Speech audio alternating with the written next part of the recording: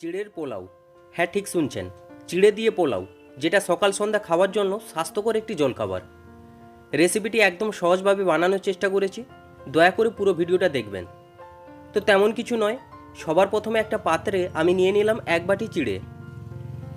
যেহেতু চিড়ের মধ্যে অনেক নোংরা থাকে, তাই চিড়ে থাকে 2-3 বার মতো খুব ভালো করে ধুয়ে নেব।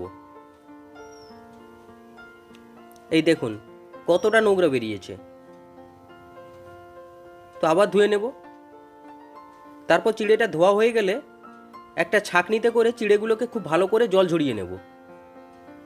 যেহেতু আমি সাদা চিড়ে নিয়েছি, তাই তাড়াতাড়ি নরম হয়ে গেছিল। আপনারা লাল চিড়ে নিলে 2-1 মিনিট কিন্তু ভিজিয়ে রাখবেন।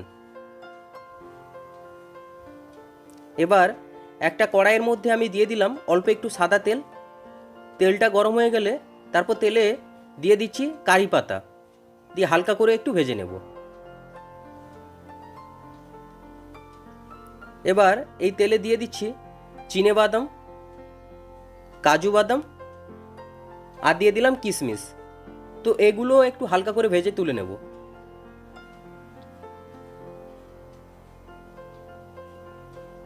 এখন এই তেলের মধ্যে আমি ফোড়নে দিয়ে দিলাম কালো সর্ষে আর দিয়ে দিচ্ছি গোটা জিরে। তারপর ফোড়নটা ফুটে উঠলে এখন এর মধ্যে আমি দিয়ে দিচ্ছি একটা মিডিয়াম সাইজের পেঁয়াজ কুচি, দিয়ে পেঁয়াজটাকে হালকা একটু ভেজে নেব। আর হ্যাঁ, ফোড়নে শুকনো লঙ্কা দিতে আমি কিন্তু ভুলে গেছিলাম, তাই 2টো শুকনো লঙ্কা আমি দিয়ে দিলাম এখানে। এবার পেঁয়াজটা একটু ভেজে নিয়ে এখানে দিয়ে দিলাম একটা সেদ্ধ করে কুচিয়ে রাখা আলু, যেটা এই পোলাওয়ের স্বাদটাকে দ্বিগুণ করবে। তবে আপনারা এখানে গাজর, ক্যাপসিকাম বা ফুলকপিও কিন্তু দিতে পারেন, তাতেও কোনো অসুবিধা নেই। দিয়ে আলুটাকে একটু ভেজে এবার একে একে দিয়ে দিচ্ছি ভেজানো চিড়ে। কতটা ঝরঝরে হয়েছে দেখুন। দিয়ে দিলাম স্বাদ অনুযায়ী লবণ, কালারের জন্য দিয়ে দিলাম অল্প একটু হলুদ, লঙ্কার গুঁড়ো আর দিয়ে দিচ্ছি চিনি। দিয়ে সব কিছু খুব ভালো করে মিশিয়ে নেব। মেশানো হয়ে গেলে এখন আগে থেকে ভেজে রাখা চিনে বাদাম, কাজু বাদাম, কিশমিশ আর কারি পাতা দিয়ে আবারও একটু মিশিয়ে নেব। মিশিয়ে সবার শেষে দিয়ে দিলাম সামান্য একটু ধনেপাতা কুচি। নিন, তৈরি হয়ে গেল স্বাস্থ্যকর চিড়ের পোলাও, যেটা বাচ্চা থেকে বড় সবাই খুব মজা করে খাবে। কতটা ঝরঝরে হয়েছে দেখুন।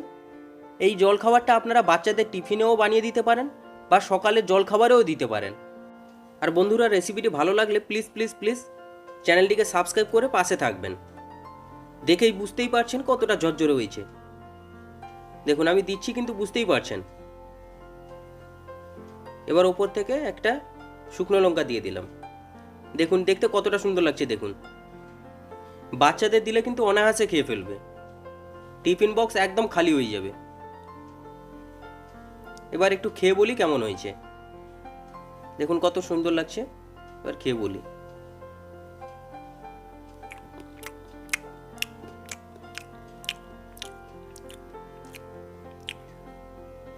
কিছুই বলবো না, একটাই কথা বলবো, ফাটাফাটি, আর কিছুই নয়। তো আজকের রেসিপিটা আপনাদের কেমন লাগলো অবশ্যই জানাবেন। ভালো লাগলে লাইক, কমেন্ট, শেয়ার করবেন। তাহলে দেখা হচ্ছে পরে নতুন কোনো একটা রেসিপি নিয়ে। ততক্ষণ সুস্থ থাকবেন, ভালো থাকবেন আর সাবধানে থাকবেন। ততক্ষণের জন্য টাটা।